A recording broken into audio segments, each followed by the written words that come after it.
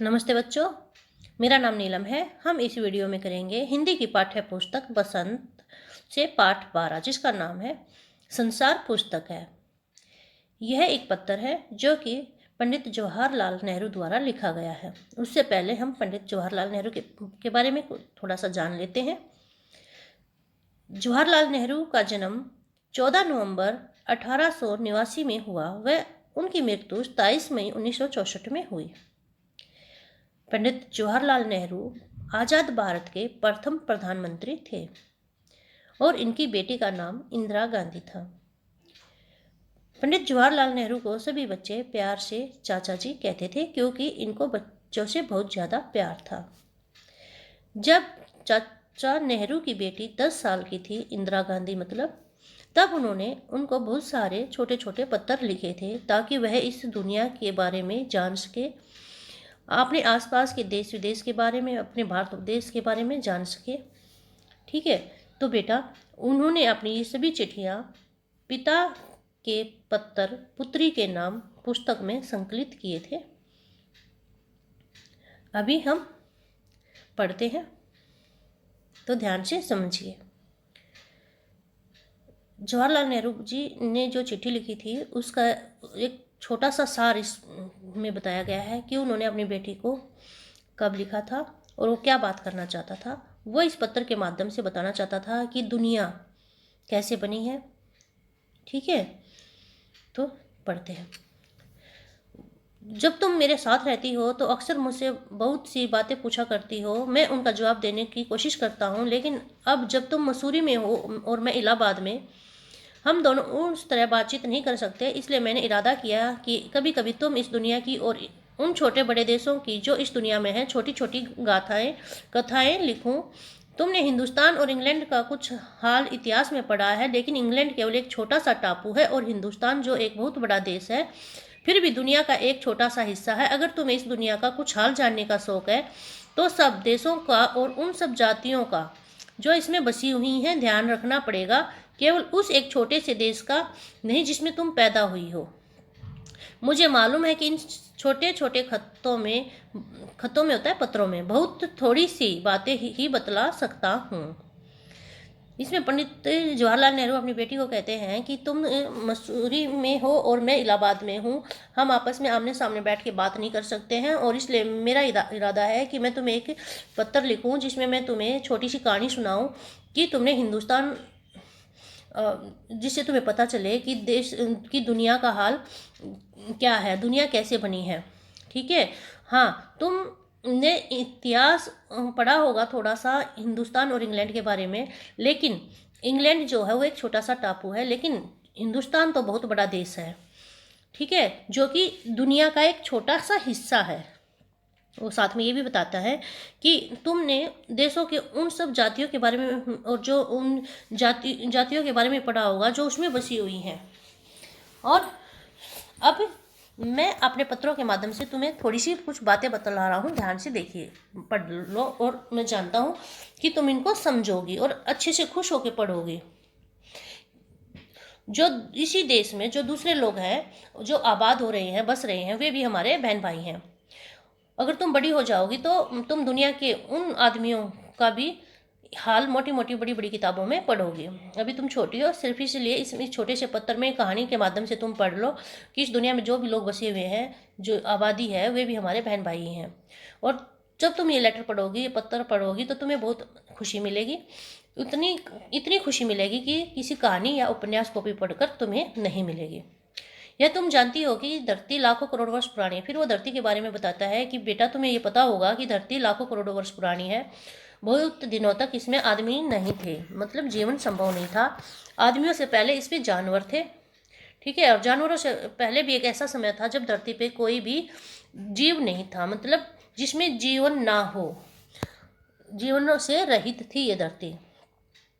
उस जमाने का ख्याल करना भी मुश्किल है जब यहाँ कुछ भी नहीं था। लेकिन लिखा है कि एक समय ऐसा था जब धरती बेहद गर्म थी, मतलब एक टाइम ऐसा था जब ये धरती बिल्कुल तप रही थी, गर्म थी। ठीक है, और कोई भी जीवन नहीं था इस पे। और उन किताबों में किताबें पढ़े और पहाड़ों और जानवरों की हमें कैसे पता चला है, हमने किताबें पढ़ी जिसमें पहाड़ों और जानवरों की पुरानी हड्डियों पर गौर किया, तो हमें खुद मालूम हो गया कि भाई ये ऐसा टाइम जरूर रहा होगा। इसलिए तुम इतिहास की किताब में ही पढ़ सकती हो, लेकिन पुराने ज़माने में तो आदमी पैदा ही नहीं हुआ था, किताबें कौन लिखता? कि उस टाइम पे जब आदमी ही पैदा नहीं हुआ तो किताबें कौन लिखता? ये भी बात मालूम होनी चाहिए। और हम घर बैठे बैठे अगर कोई मिथ्या मन गढ़ंत बात बना ले तो वो भी सही नहीं है, जब तक वो सही साबित ना हो। तो बच्चों, लेकिन खुशी की बात है कि पुराने ज़माने में लिखी हुई किताब ना होने के कारण भी कुछ ऐसी चीज़ें हैं प्रकृति में जिससे हमें पता चला है। और वो चीज़ें कौन सी हैं? पुराने पहाड़ हैं, समुंदर हैं, सितारे हैं, तारे हैं, नदियाँ हैं, जंगली जानवर हैं और पुरानी पुरानी हड्डियाँ हैं जो हमें मिली हैं। ये सब हड्डियाँ जो मिली हैं, जो पुरातत्व विभाग के लोग होते हैं उनको, जो खुदाई करने वाले होते हैं उनको, जो पुरानी चीज़ें मिली हैं उनसे हमें मालूम होता है कि पहले हमारी धरती कैसी रही होगी। ठीक है। और हम केवल दूसरी किताबों में लिखी किताबें बातें क्यों पढ़ें, बल्कि खुद संसार रूपी पुस्तक क्यों नहीं पढ़े? क्यों हम ये पंडित जवाहरलाल नेहरू जी कह रहे हैं कि हमें ऐसी ही दूसरी किताबें क्यों पढ़ें? हमें खुद जाकर इस संसार का, इस धरती का मुआयना करना चाहिए, इसको देखना चाहिए और इसका हाल जानना चाहिए। और सोचो कितनी अच्छी बात होती अगर एक छोटा सा रोड़ा जो तुम सड़क या पहाड़ के नीचे पड़ा हुआ मिलते हैं तो वह भी तुम्हें ऐसे लगना चाहिए कि ये छोटा सा जो पत्थर है, जो छोटा सा रोड़ा है, ये तुम्हारी किताब का कोई एक पन्ना ही है जिसमें तुम पढ़ रही हो। ठीक है। और उससे तुम्हें कोई नई बात भी मालूम हो जाए। देखो, सबका नज़रिया अपना अपना होता है देखने का। तो पंडित जवाहरलाल नेहरू का जो नज़रिया है वो एक रोड़े को भी एक किताब का पन्ना बता रहा है कि उसको देख के भी ये मालूम कर रहा हो कि उससे आपको कोई नई चीज़, कोई नई खोज कर सकते हो। है, कोई जुबान उर्दू की होती है, कोई हिंदी की होती है, कोई अंग्रेजी की होती है, लेकिन सिखाने के लिए तो अक्षर ही होते हैं ना। ये बात बिल्कुल सच कही है कि तुम्हें प्रकृति के अक्षर पढ़ने पड़ेंगे। तो हमारे देखो बेटा, एनसीईआरटी बुक्स से पूरा हिंदुस्तान पढ़ता है और सबकी अपनी लैंग्वेज होती है। किसी की तमिल होती है, किसी की तेलुगु होती है, किसी की कन्नड़ होती है, किसी की हिंदी होती है, किसी की पंजाबी होती है, लेकिन है तो अक्षर ही ना सब। और उसको सीखने के लिए तो अक्षरों को सीखना जरूरी होता है। तो इसीलिए वो कहता है कि इस कहानी का हमें पता लगाने के लिए पत्थरों और चट्टानों की किताब पढ़नी होगी। और वो कब होगी, कब जानेंगे उसको? हम उसके बारे में थोड़ा थोड़ा भी जानेंगे। ठीक है। अगर मान ले एक छोटा सा पतला चमकीला रोड़ा आपके सामने रख दिया जाए तो क्या आप बता सकते हो कि वो चिकना क्यों है, चमकीला क्यों है? अगर आप एक पहाड़ से कोई टुकड़ा तोड़ के रखोगे तो आप देखोगे कि उसके जो साइज है कहीं से नुकीला होगा, खुरदरा होगा। ऐसा क्यों होगा? तो अब ये गोल क्यों नहीं है, गोल चिकने पत्थर की तरह क्यों नहीं है? यह रोड़ा इतना चमकीला क्यों होगा? ये सारे सवाल तुम्हारे दिमाग में आएंगे। और इसका कारण क्या होगा मैं आपको बताता हूँ कि वो कह रहा है कि जब ये पत्थर किसी चट्टान से टूट कर गिरा होगा, यहाँ पे पानी का बहाव आया होगा, पानी में बहकर वो जो रोड़ा है वो पानी में बहते बहते बहते चल दिया होगा। और जब वो चला होगा तो क्या होगा, उसके किनारे जो हैं वो नकुले जो हैं वो सब घिस गए और वो घिस कर चमकदार हो गया। ठीक है। और पहाड़ों से जो पानी लुढ़कता है और कहाँ जाता है, वो कहीं ना कहीं तो दरिया में, समुद्र में जाके मिलता ही है। और वो इतना लंबा सफ़र करता है, पानी के बहाव के साथ बहता रहता है, तो वो घिस घिस के चिकना और चमकदार हो जाता है और फिर वह कंकड़ बन जाता है, मतलब छोटा सा बन जाता है। और मान ले उस दरिया ने उसको कहीं छोड़ दिया है तो क्या करोगे कि वो आगे नहीं गया, वो वहीं पड़ा पड़ा रहा, तो चिकना छोटा पत्थर हो गया और दरिया उसको आगे ही बहाती लेगी और समुद्र के किनारे में जब वो जाके मिलेगा तो वो एक छोटा सा कण बन जाएगा बालू का। तो यही समझाना चाहता है कि हमें इतिहास के बारे में जानने के लिए खुद खोज करनी चाहिए कि ऐसा क्यों था। हमें कहीं सुनाई बात पे विश्वास नहीं करना चाहिए और इसी तरह अपने देश के बारे में भी जानना चाहिए।